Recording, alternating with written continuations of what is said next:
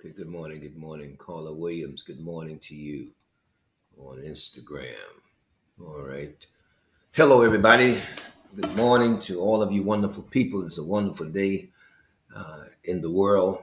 With all that's happening in the world, it's still a wonderful day because God is still good. You know how we do it. We have to acknowledge God's faithfulness, and ultimately, nothing catches God by surprise. So we're grateful today. Good morning, Marcia. Good morning, Katrina Hill, Nisi Pooh. Good morning, Johnny Beckton. Jazz. I like that. I'm trying to pronounce. I'm gonna mess it up, but good morning to you, Jazz. What's up, Mark? Good morning, brothers. Always good to see the brothers on the line. Kimberly, good morning to you. Let's do this. You know how we do it. What's up, Sean? Mr. Chris Carter, God bless you, sir. Listen, let's go ahead and get this word out. Let's start sharing now. I actually receive notifications as you all are sharing. It notifies me that you're sharing. I like to get those notifications. Good morning, Mother Norment. Shirley Williams, good morning to you. Hello, everybody. Amanda, good morning. All right, guys, listen, let's go ahead and let's start sharing. Let's come on. We're about to get started. Barbara McIntosh, Keita Hawkins. All right, let's as a young folks, let's get this party started. All right, excuse me. So one of the things I do as a leader, um, I'm a certified life coach.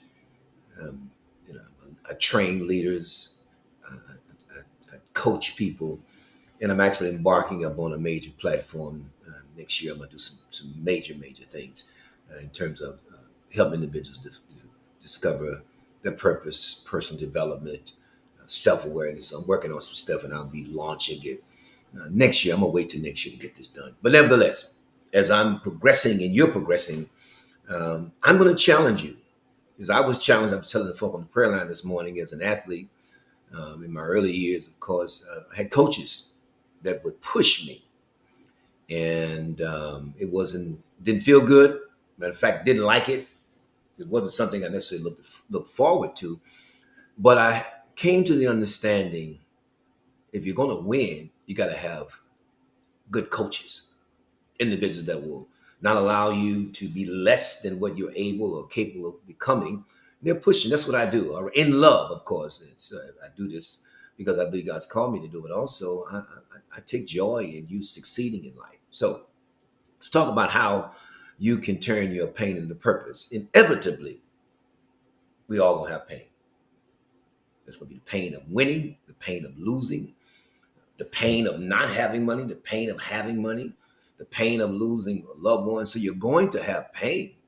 You cannot get through life without pain. All right. It's just impossible. No one has ever lived and not had pain. Matter of fact, we were born through the canal of pain.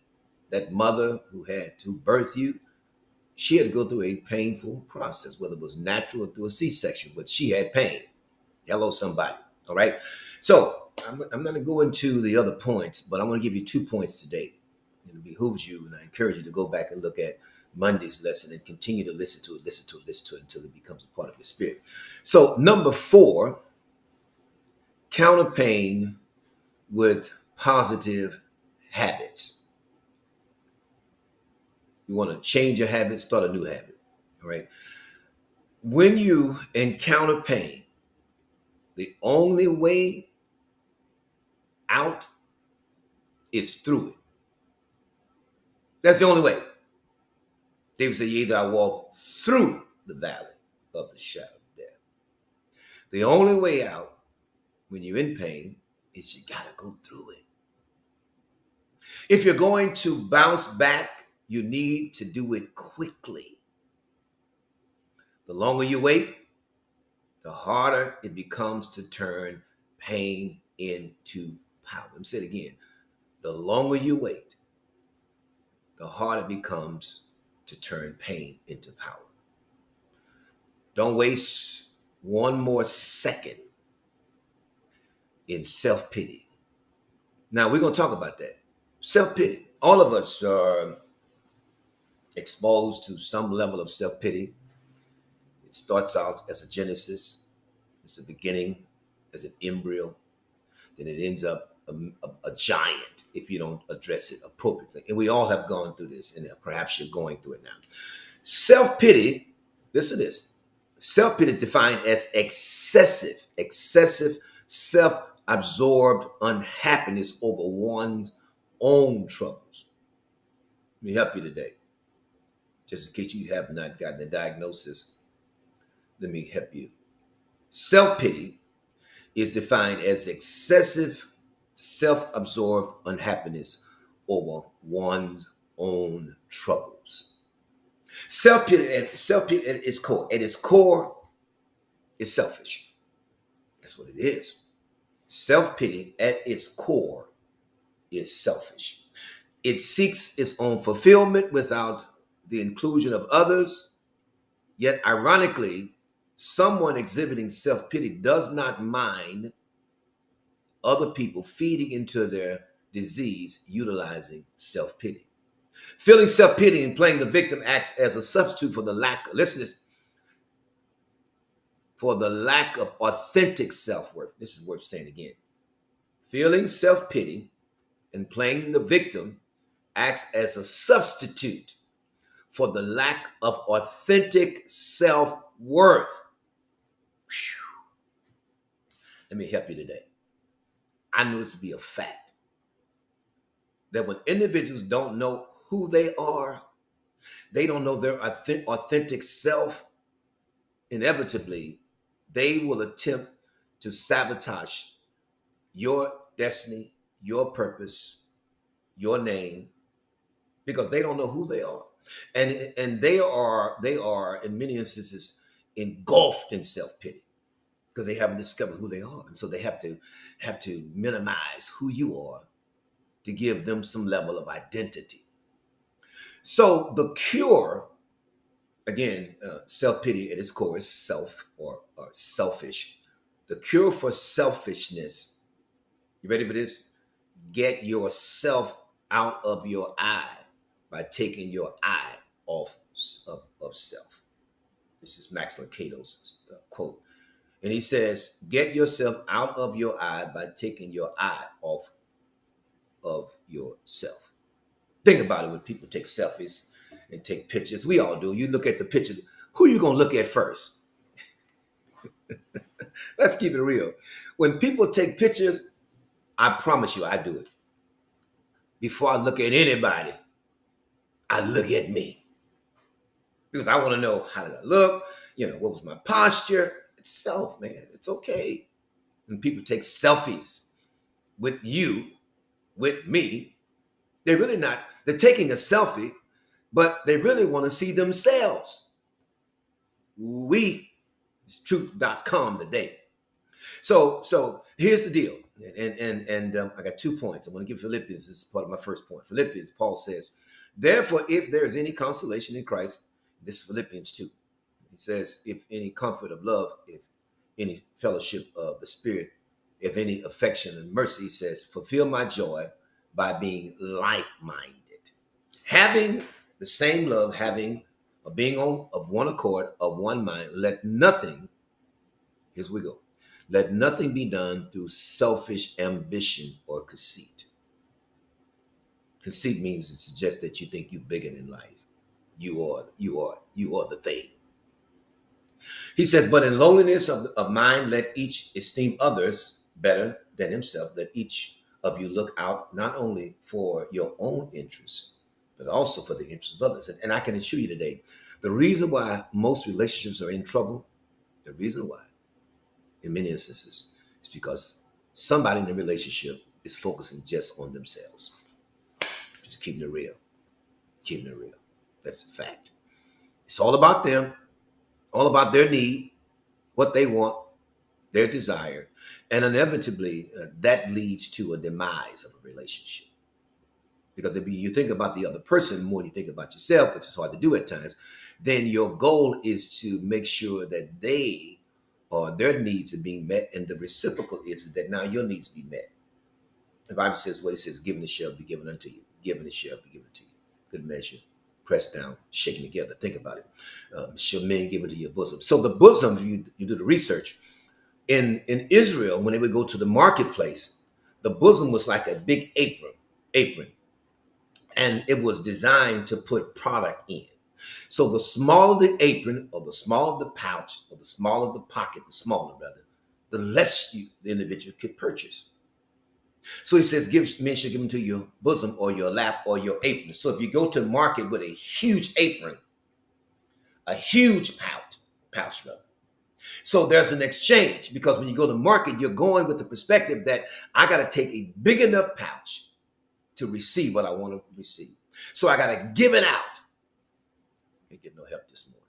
And often people want to receive, but they don't want to give. It's called selfishness, self-absorbed. All right. And ultimately, the residual of that is self-pity, or the core of it. Number 5, use self-talk to avoid self-sabotage. All right. Keep in mind that if you're enduring pain and it feels like things can't get any worse, you've never been more wrong in your life. Unless you're going through some extraordinarily horrific, or some extraordinary horrific that very people in the world, there's somebody else that's got this bigger problem. There are very few folk that are going through something extraordinarily horrific. Very few people. One of the most frequent ways this happens during periods of struggle is through self-sabotage. So what happens going on? What is self-sabotage? What is it? A phenomenon where we deal with pain by increasing the frequency and intensity of our bad habits. It's deep. Again, what is self-sabotage? You ready? A phenomenon where we deal with pain by increasing the frequency and intensity of our bad habits. I can assure you this, that pressure defines who you are. And if you don't have a system in place or a path that you've established when you're under pressure, those bad habits that were very dominant will kick in under pressure. The unfortunate thing about self-sabotage is that it's perfectly aligned with our brain's natural tendency to seek the path of least resistance. When you're looking to escape from pain, your brain is essentially thinking, I need an outlet. Where can I get instant gratification? I want it, and I want it now. The brain is saying, oh, don't do this, brain. The brain says, hey, I can't handle it. The brain says, smoke some dope. The brain says, whatever. I need a drink. I need to smoke a cigarette because that calms me down. Hey, somebody, y'all help me out there. If you actually talk to yourself about these rational questions, and this is what we want to talk about. This is what we want to talk about. Okay. Here we go. Here we go. All right. When you're looking to escape from your pain, your brain is essentially thinking, once again, I need an outlet. Where can I get instant gratification? I want it now. If you actually ask yourself these rational questions, you'll get rational answers. And let me pause. We got to be people of rationale. I believe in the Spirit, and I believe in the Holy Spirit and God, what He can do in the power of God. But God's giving you a brain. He's giving you a mind to demonstrate critical thinking. All right. So the thought is, when you have to pause. Sometimes it's common sense, right? You got to stop and pause. Sometimes dial it down. All right. Some stuff you just got to just hit the pause button before you act up and act a fool and destroy your life, destroy your ministry, destroy your marriage. We all are faced with moments of irrational thinking. But I'm going to close with this, and David was a great person to talk about, because David got caught up, looked outside, saw Bathsheba, another man's wife, Uriah's wife, and he calls her in, and because he has a relationship with her, another man's wife. But David was awakened by the Nathan prophet when he went to him after he had gone to Bathsheba. And so the outcome was when David came to himself, he said in Psalm 51, listen, he says, "For I acknowledge my transgressions, and my sin is always before you. Against you, and you only have I sinned, and done this evil in your sight, that you may be found, that you may be found just when you speak, and blameless when you judge." David said, you know what? I did this to me. I did this to me. All right. I'm the individual that called Bathsheba, another man's wife, to come lie with me. I'm the individual that put Uriah on the front line and had him killed because I wanted to cover my stuff. That's deep, man. So what did David say? What did he say? He says, when he realized he had messed up, and he said to God, first and foremost, I blew it with you, God.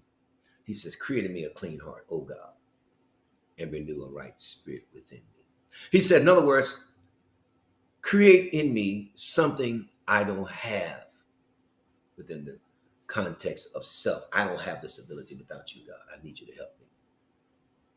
And he says, renew a right, persevering, and steadfast spirit within me.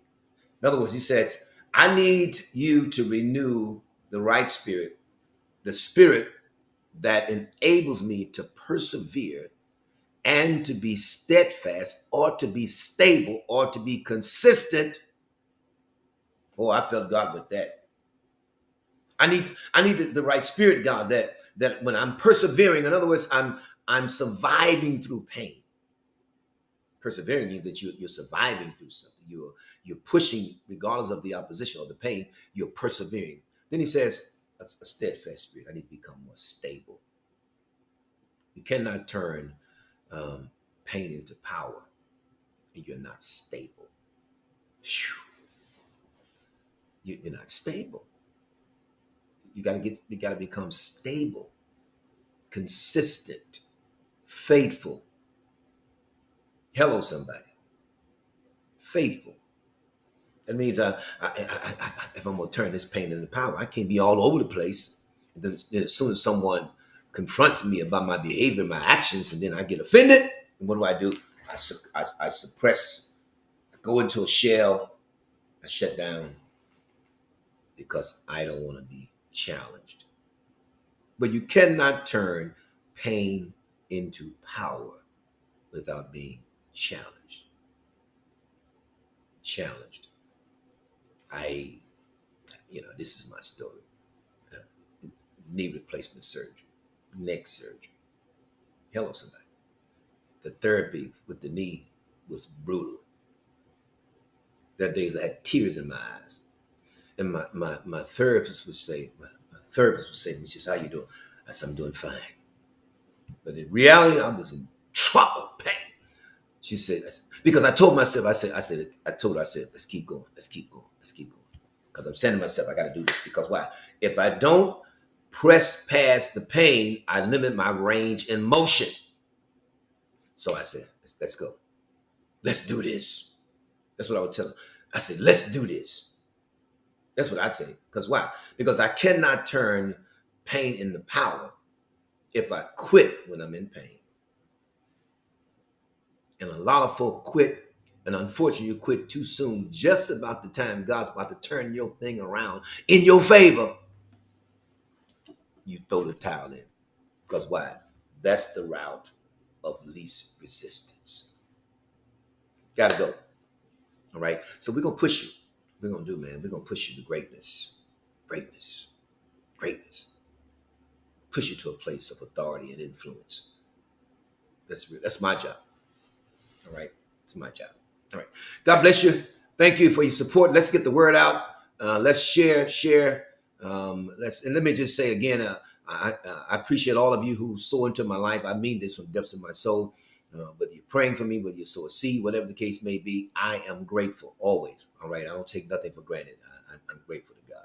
God bless you. Let's get the word out, man. Let's get the word out. Let's turn your pain into power. Be blessed.